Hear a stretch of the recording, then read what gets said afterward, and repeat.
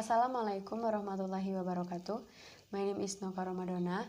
I am from Group 6 and today I will explain about the realizational differences. Okay, the first I will explain the definitions of the realizational differences.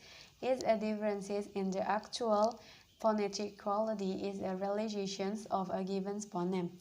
And then in the second types of accents is this a difference because a part of the systems of phonemes may be the same for two or more accents, but the realizations or of that phonemes or sets of phonemes will vary.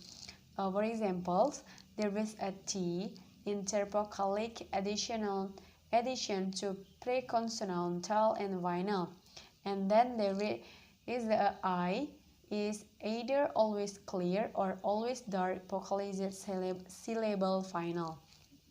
And then, for instance, in standard Southern British English or SSI and General Americans, I has two main allophones.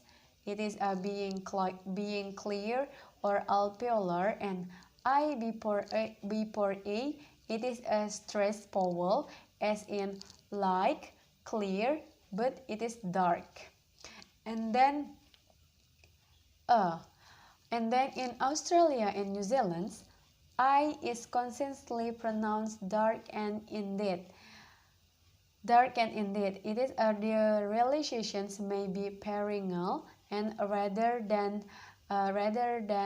paler, or in the other words, pronounced with restrictions even further back in the vocal tract.